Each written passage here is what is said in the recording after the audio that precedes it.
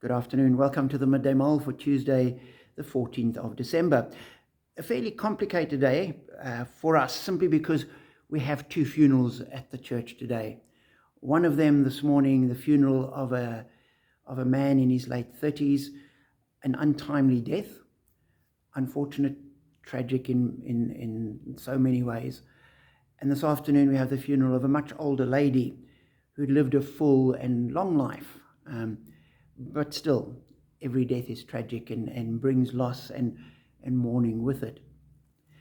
And today, following McShane's readings, we read Revelation chapter 5, and we have in it, John sees God holding a scroll written on both sides.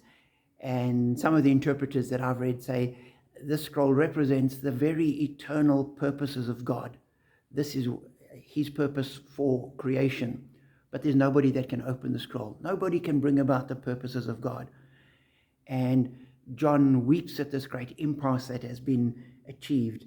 And then the angel says to him, no, stop weeping. There is somebody. We found somebody.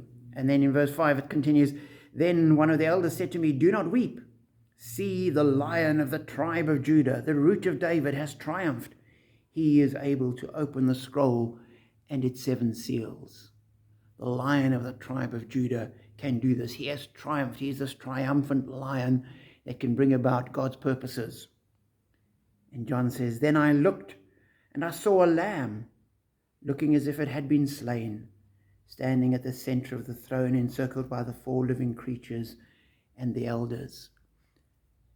And he looks up, and this lion is actually a lamb. And not just a lamb, but a lamb that has been slain, a lamb that has been sacrificed. And a lamb that has the vision of God and the Spirit of God on it, clearly Jesus. And it's not that the lion and the lamb are different. They're the same being. This is Jesus, the Lion of Judah, but the lamb who was slain. And in this, God holds the two together. The triumph of Jesus, but also the self-sacrificial giving of Jesus, are all part of the same whole. And as we go through life, this is the God we worship. And at times we have triumph and joy and rejoicing. And at times we mourn and we suffer and we anguish and we wonder. It's the same life. And God is the kind of God that can carry us through all of life. And so we must never end up with a God that is just one thing put in a box. God is only this, because God is so much more.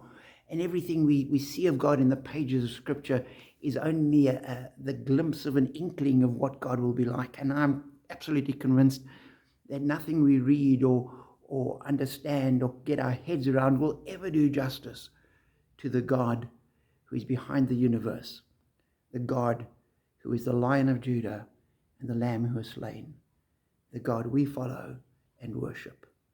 Be blessed.